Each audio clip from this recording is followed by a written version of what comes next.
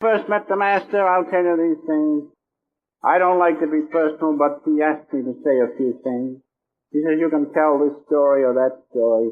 And I'm happy to do it because I feel his presence when I tell you. In Boston, when I first met the Master on Christmas Eve in 1920, and I sat at his feet, I went in skeptical.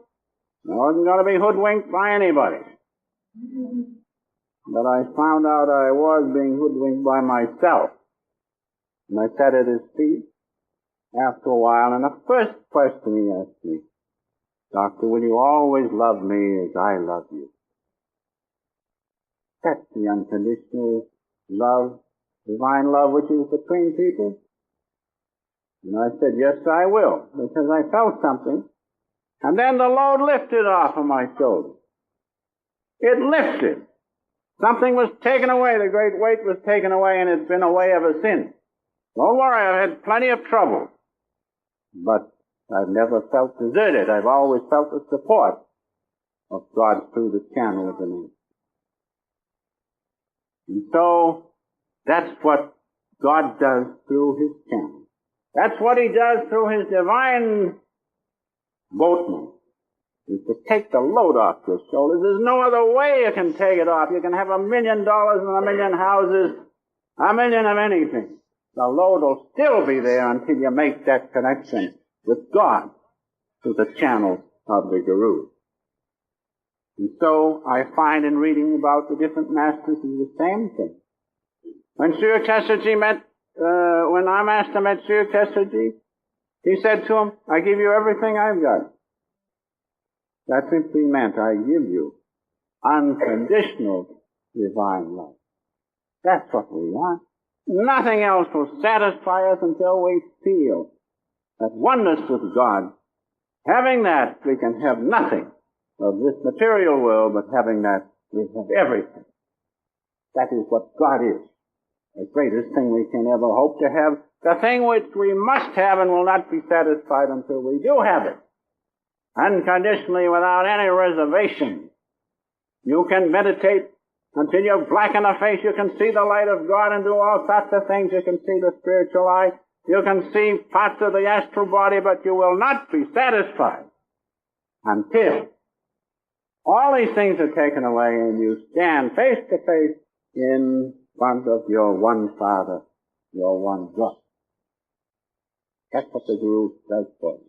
You can get so far, but he takes you and says, here he is. Lord, here he is, your child. Take him. That's what the Guru can do for us. And so, man was placed on earth for one purpose, and that was to express divinity. They can do that.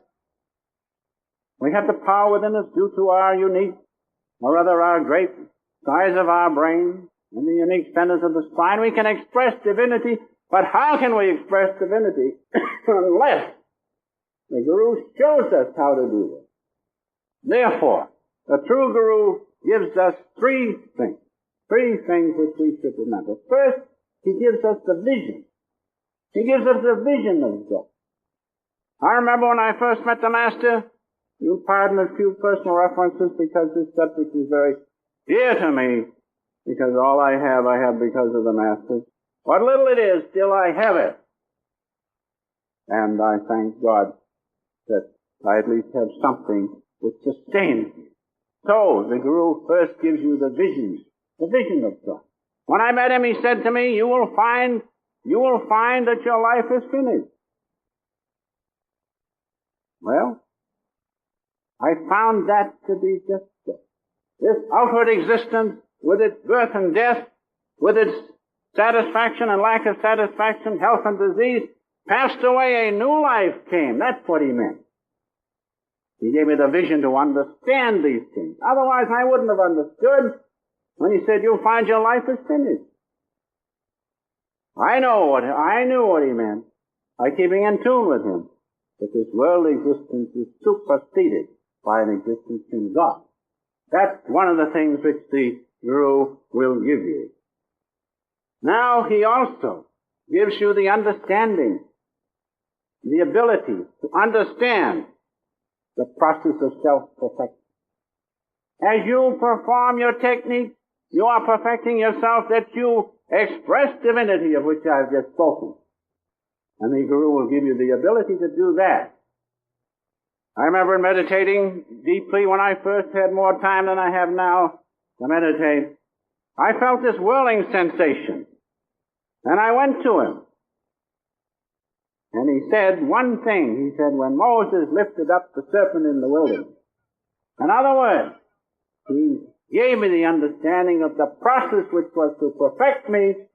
The Kundalini power was rising, passing through the centers, that I might supersede this worldly consciousness with the one consciousness of God. That's what the Guru gives you. He gives you the ability to understand the process which you are doing in your meditation. That's the second thing the Guru does.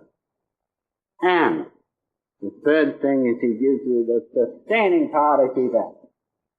You know how difficult it is. I had a terrible time. That middle ground is awful. You just can't seem to get through it. Don't say it isn't. You all are the same. We're all made on the same pattern, whether we like it or not. And when I remember I got so that I couldn't do anything, I said, there's one thing I'm going to do if I do nothing else. I'm going to do my Kriya if I do nothing else. I did that. Gradually, the middle ground began to lighten up, so to speak. Who sustained me? The Guru sustained me. So realize, the true Guru gives you the vision. He gives you the perception to understand what's going on within you. And third, he gives you the sustaining power, not to let go. I remember on that first night he said, I want you to promise me one thing, you'll never avoid me. Well, after seeing what the things which he showed me, I'd promise anything. I said, all right, but I didn't realize what I was in for. I promised him, and do you know that if I hadn't made that promise, there were many times I wouldn't have gone near him. I was so ashamed and so disgusted with myself. But I remembered that promise, and I went.